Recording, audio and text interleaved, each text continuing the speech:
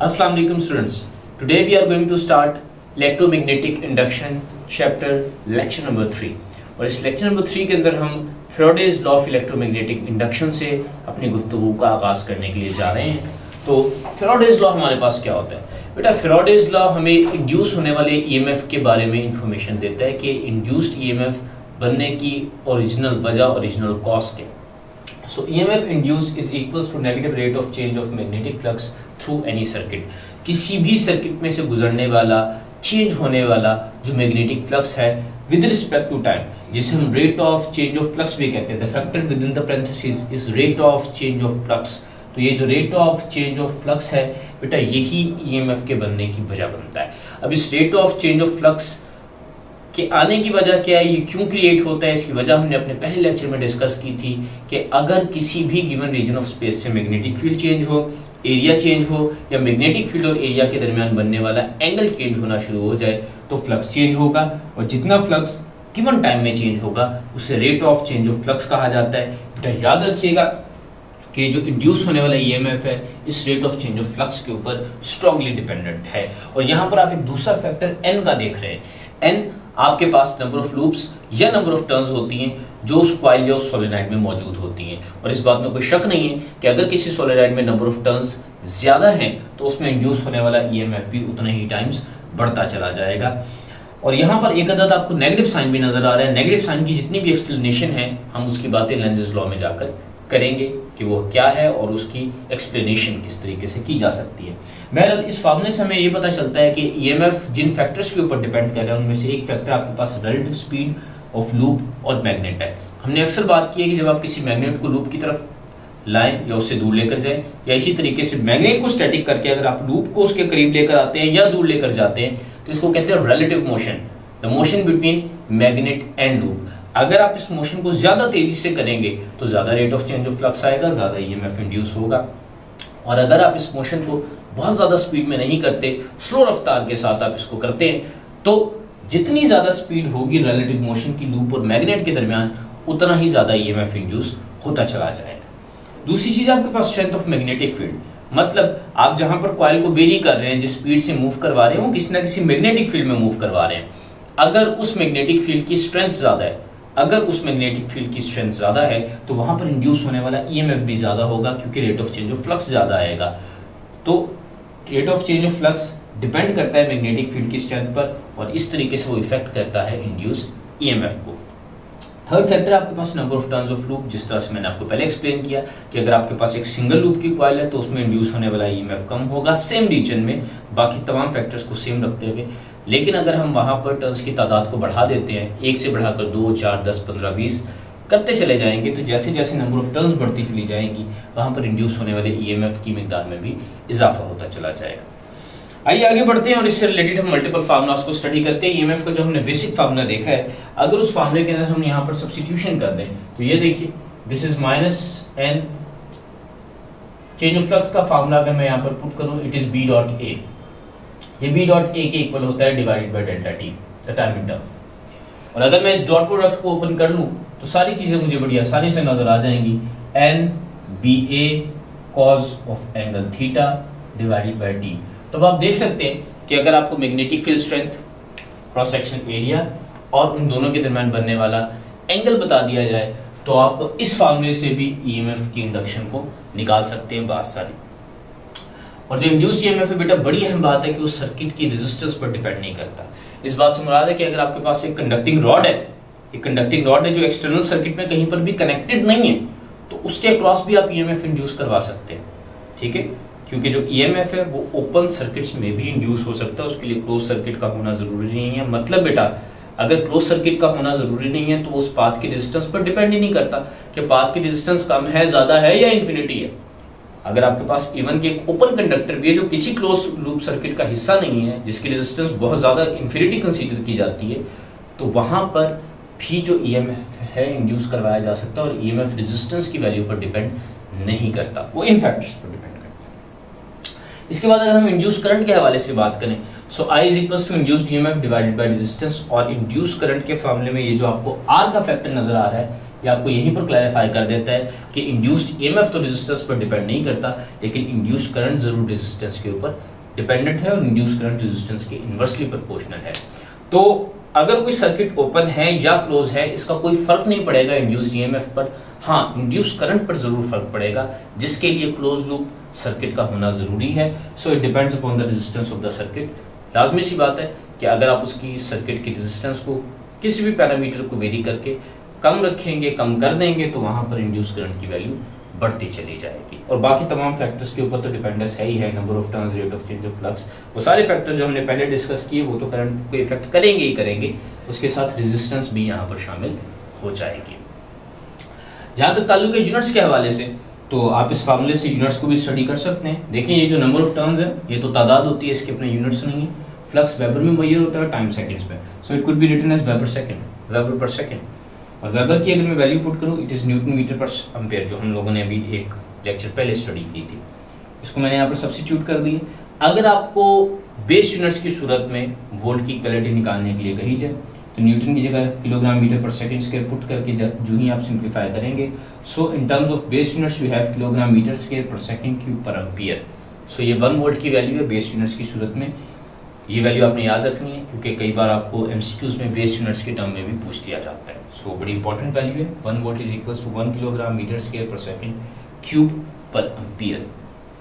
आइए आगे बढ़ते हैं और लेंजेस लॉ के हवाले से कुछ बातें करते हैं। और लेंजेस लॉ इस वजह से भी जरूरी है कि फैराडेज लॉ के फार्मूले में जो नेगेटिव साइन आ रहा था वो अनएक्सप्लेन रह गया था, जिसको लेंजेस लॉ आकर एक्सप्लेन करता है। और लेंजेस लॉ कहता क्या है?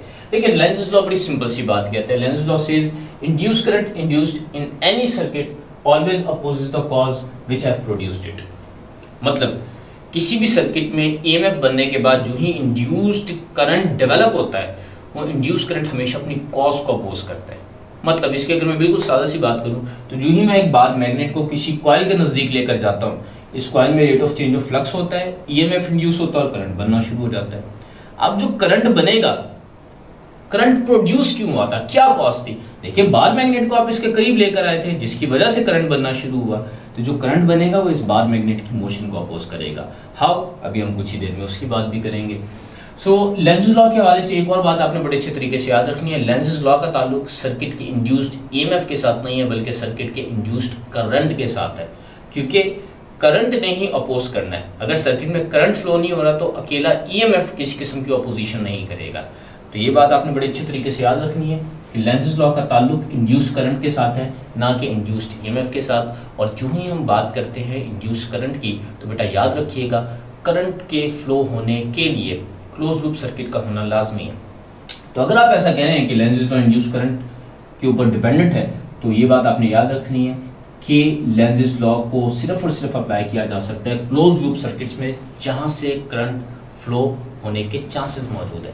क्योंकि अगर करंट फ्लो ही नहीं हो रहा, तो ऑपोजिशन नहीं होगी, ऑपोजिशन नहीं होगी तो लेंजेस लॉ को आप अप्लाई कर ही नहीं सकते। तो इंड्यूस करंट का बनना जरूरी है, जिसकी वजह से आप फिर ऑपोजिशन को स्टडी करते हैं। आइए कुछ केस स्टडी हम करते हैं, कुछ सिचुएशंस को देखते हैं। यहाँ पर हमारे पास एक बार मैग्नेट है, नॉर्थ साउथ पोल वाला, उसकी मैग्नेटिक फील्ड लाइंस मैंने आपको शो की है। आप इस बार मैग्नेट को पुश कर रहे हैं टुवर्ड्स दिस कॉइल, और इस कॉइल में यहाँ पर आपने एक गैल्वानोमीटर भी लगा रखा है, जो अभी तो बिल्कुल स्ट्रेट है, जीरो के ऊपर पॉइंट कर रहा है। जो ही मैं इस बार मैग्नेट को कॉइल की तरफ पुश करता हूं, तो इसकी magnetic field lines, magnetic flux link करना शुरू हो जाएगा इस लूप के साथ। और जो जो इस लूप के साथ लिंक करता चला जाएगा, इसमें मैग्नेटिक फ्लक्स इंक्रीज हो रहा होगा, चेंज हो रहा है मैग्नेटिक फ्लक्स, जिसकी वजह से एक सर्टेन ईएमएफ डेवलप होगा और सर्किट में करंट गुजरना शुरू हो जाएगा। सो लेट्स से कि जो ही मैं इस बार मैग्नेट को इसके करीब लेकर आऊंगा, magnetic field lines, magnetic flux link करेगा, जिसकी वजह से एक ईएमएफ डेवलप होगा इस सर्किट में, और इस ईएमएफ के डेवलप होने की वजह से एक सर्टेन करंट का फ्लो शुरू हो जाएगा। और गैल्वानोमीटर की नीडल जो पहले जीरो पर थी, वो डिफ्लेक्शन शो करेगी कि भाई करंट का फ्लो स्टार्ट हो गया। ठीक है, लेकिन याद रखिएगा ये करंट का फ्लो क्यों स्टार्ट हुआ है? क्योंकि आपने बार मैग्नेट को कॉइल की तरफ पुश किया था, कॉइल में से गुजरने वाला मैग्नेटिक फ्लक्स इंक्रीज कर गया था, जिसकी वजह से ईएमएफ इंड्यूस हुआ और करंट बनना शुरू हो गया।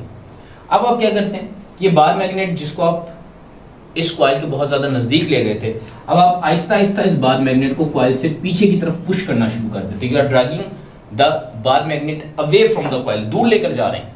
तो जब आप इसको दूर लेकर जाएंगे तो कॉइल के साथ लिंक करने वाली मैग्नेटिक फ्लक्स की जो लाइंस है बेटा, याद रखिएगा मैग्नेटिक फ्लक्स की लाइंस अब रिड्यूस होना शुरू हो जाएंगी, कम होना शुरू हो जाएंगी। और अगर मैग्नेटिक फ्लक्स की लाइंस रिड्यूस होना शुरू हो गई हैं, कम होना शुरू हो गई हैं, तो चेंज ऑफ फ्लक्स तो आ रहा है, इजाफे की सूरत में है या कमी की सूरत में है, चेंज ऑफ फ्लक्स आ रहा है, जिसकी वजह से एक बार फिर से ईएमएफ डेवलप होगा, लेकिन पहले की निस्बत ऑपोजिट पोलैरिटी में डेवलप होगा, क्योंकि ये ईएमएफ फ्लक्स के बढ़ने की वजह से बना था और ये वाला जो दूसरा ईएमएफ बन रहा है ये फ्लक्स की कमी की वजह से बन रहा है, तो पोलैरिटी ऑपोजिट होगी, जिसकी वजह से करंट बनेगा तो सही, लेकिन अब एक बार फिर से पहले की निस्बत ऑपोजिट डायरेक्शन में बनेगा।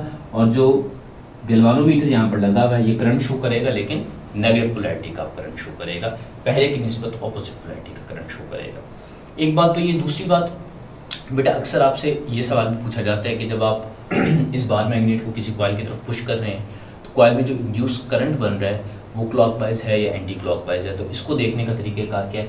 बेटा देखिए, जब आप इस बार मैग्नेट को कॉइल की तरफ पुश कर रहे हैं, ठीक है जी, कॉइल की तरफ पुश करेंगे तो ये कॉज है जिसको अपोज किया जाना है, इंड्यूस करंट ने इसको अपोज करना है, तो इंड्यूस करंट इस तरह की डायरेक्शन में बनेगा कि इस बार मैग्नेट की मोशन को अपोज कर सके। बार मैग्नेट को मैं इस तरफ पुश कर रहा हूं और कॉइल की कोशिश क्या होगी कि ये इसको अपोज करे, रिपेल करे।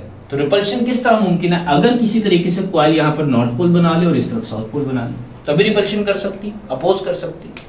तो अगर इस तरफ नॉर्थ पोल है और इस तरफ साउथ पोल है, तो अंगूठे को अगर मैं नॉर्थ पोल की डायरेक्शन में रखूं, अंगूठे को नॉर्थ पोल की डायरेक्शन में रखूं, तो करंट की डायरेक्शन यहाँ पर अगर आप देखें तो ये देखें, अगर मैं कॉइल में से इस तरीके से करंट गुजार रहा हूं तो अंगूठा टुवर्ड्स द नॉर्थ पॉइंट कर रहा है, मतलब करंट किस तरह से यहाँ पर फ्लो हो रहा है, the current is flowing like this, ठीक है। और ये करंट जब यहाँ से फ्लो होता हुआ गुजरेगा तो इसकी डायरेक्शन कुछ इस तरह से बनेगी, ठीक है। तो करंट की डायरेक्शन को हमने यहाँ पर रीअरेंज कर लेना है कि करंट इस मैनर में यहाँ से फ्लो कर रहा है, और अगर इस मैनर में यहाँ से फ्लो कर रहा है तो जरा गौर से देख ले करंट की सर्कुलेशन किस तरह से हो रही है। It is over here in anti clockwise manner. तो जब मैं इसको यहाँ से देखूंगा, क्योंकि मैं इस बार मैग्नेट को कॉइल की तरफ पुश कर रहा था, कॉइल ने ऑपोजिशन की है, रिपल्शन की है, यहाँ पर नॉर्थ पोल और दूसरी तरफ साउथ पोल बनाकर अंगूठे को नॉर्थ पोल की डायरेक्शन में रखें और दाएं हाथ की उंगलियों को रोटेट करें, तो करंट कुछ इस तरीके से सर्कुलेट कर रहा है, मतलब करंट यहाँ पर एंटी क्लॉकवाइज रोटेशन को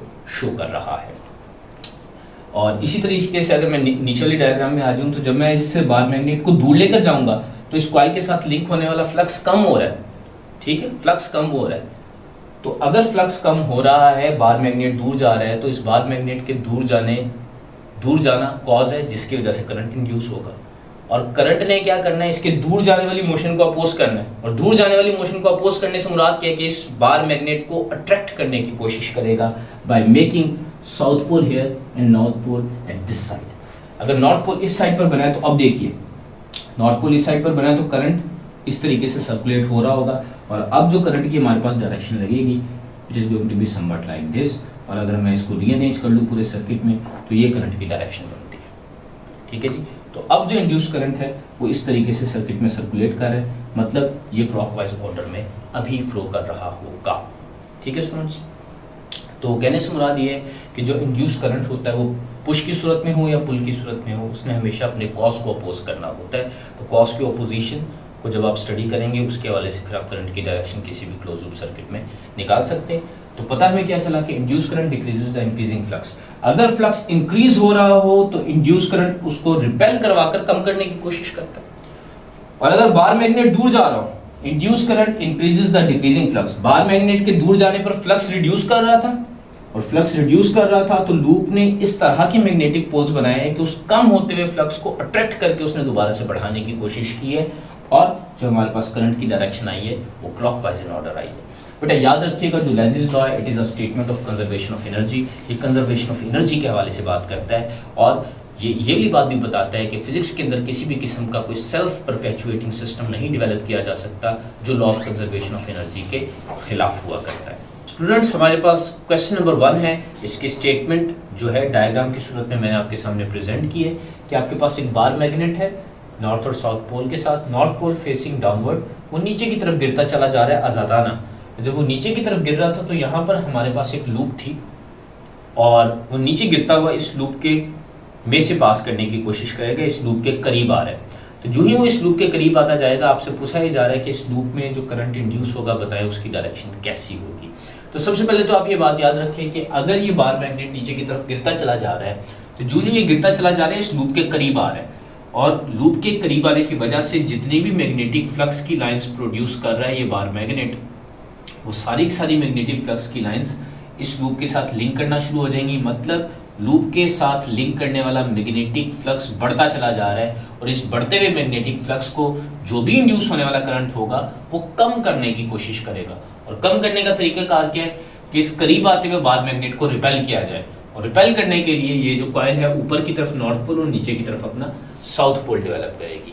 अब अगर ऊपर की तरफ नॉर्थ पोल बन गया, नीचे की तरफ साउथ पोल है, तो अंगूठे को ऊपर की तरफ रखें और दाएं हाथ की उंगलियों को रोटेट करें, तो अंगूठे को मैग्नेटिक फील्ड की डायरेक्शन में रखते हुए, नॉर्थ पोल की डायरेक्शन में रखते हुए जब आप दाएं हाथ की उंगलियों को रोटेट करेंगे तो यहाँ पर जो करंट की डायरेक्शन होगी स्टूडेंट्स, वो इस तरीके से आपके पास करंट की डायरेक्शन आ जाएगी। मतलब अगर मैं इस कॉइल को ऊपर से ऑब्जर्व कर रहा हूं, सीन फ्रॉम अबव से मुराद क्या है बेटा?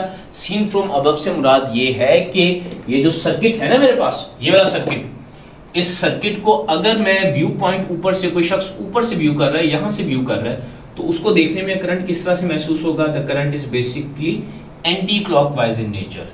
This is anti clockwise in nature, ये जो करंट है आपके पास, ठीक है। लेकिन इसी सेम करंट को हैपनिंग यही हुई है सारी की सारी, कोई शख्स नीचे से व्यू कर रहा है, ठीक है, एक ऑब्जर्वर है जो यहाँ नीचे बैठा हुआ है, यही सेम हैपनिंग हुई है, उससे पूछा जाता है करंट की डायरेक्शन क्या है। So as seen from below, अगर मैं नीचे से देखूं तो नीचे से जब देखूंगा तो करंट यहाँ पर क्लॉकवाइज फ्लो कर रहा है और क्लॉकवाइज करंट की डायरेक्शन आ जाएगी। अच्छा, ये बात सुनने में बड़ी अजीब लगती है कि एक ही करंट है, ऊपर से देखने वाला ऑब्जर्वर उसको एंटी क्लॉकवाइज बोल रहा है, नीचे से देखने वाला ऑब्जर्वर उसको क्लॉकवाइज बोल रहा है। बेटा ये कोई अजीब बात नहीं है, सेम करंट डिफरेंट ऑब्जर्वर्स के लिए डिफरेंट डायरेक्शन रख सकता है। तो ये आपने हमेशा बात देख लेंगे क्वेश्चंस के अंदर कि आपसे पूछा किस पॉइंट ऑफ व्यू से जा रहा है। एज सीन फ्रॉम अबव अगर कहा जा रहा है तो ये वाली डायरेक्शन आपके पास एंटी क्लॉकवाइज बनेगी, एंटी क्लॉकवाइज, और अगर एज सीन फ्रॉम बिलो तो ये क्लॉकवाइज इन नेचर बनेगी, ठीक है जी। अच्छा, जब ये बार मैग्नेट यहाँ से फॉल करता हुआ, क्योंकि लूप बीच में से खाली है, गिरेगा तो इसके सेंटर में से पास होता हुआ फिर नीचे गिरता चला जाएगा, और ये वाली सेकंड सिचुएशन हमारे पास आएगी। जब इसके सेंटर में से पास होता हुआ नीचे गिरता चला जाएगा, तो अब जरा केस गौर से देख लीजिए, जो ही बार मैग्नेट इससे गिरता हुआ नीचे की तरफ जाता चला जाएगा तो जितनी भी मैग्नेटिक फ्लक्स की लाइन इस बार मैग्नेट की कॉइल के साथ लिंक कर रही थी, अब उनकी तादाद में कमी होना शुरू हो जाएगी, क्योंकि बार मैग्नेट नीचे जा रहा है, और बार मैग्नेट नीचे जाने की वजह से लिंकिंग फ्लक्स रिड्यूस हो रहा है। सो बाय लेंज़ेस लॉ कम होते हुए फ्लक्स को दोबारा से बढ़ाने की कोशिश की जाती है, और बढ़ाने का तरीकेकार क्या है? अगर ये बार मैग्नेट दूर जा रहे हैं तो इसके अपनी जानिब अट्रैक्ट किया जाता है ताकि मैग्नेटिक फ्लक्स को बढ़ाया जा सके, और अट्रैक्शन के लिए साउथ पोल के सामने नॉर्थ पोल यहाँ पर और ऊपर साउथ पोल बनाया जाता है, सो दैट कि कॉइल उसको अट्रैक्ट कर सके। अब नॉर्थ पोल नीचे की जाने पे तो दाएं हाथ की उंगलियों का अगर हम रोटेट कर लें, नॉर्थ पोल को नीचे रखते हुए अगर दाएं हाथ की उंगलियों को रोटेट करूंगा तो बेटा ये यहाँ पर करंट की डायरेक्शन होगी, ठीक है जी। अब यहां पर भी बिल्कुल उसी तरीके से सीन फ्रॉम अबव, अगर इस सारी हैपनिंग को ऊपर से देखा जाए, व्यू पॉइंट ऊपर से हो, यहां से अगर कोई शख्स ऑब्जर्व कर रहा है इस पूरी की पूरी डायग्राम को, तो आप देख सकते हैं कि ऊपर से देखते हुए ये करंट किस तरह से सर्कुलेट कर रहा है। The current is circulating like it is clockwise, ठीक है। और अगर इसी सारी की सारी हैपनिंग को नीचे से व्यू किया जाए, सीन फ्रॉम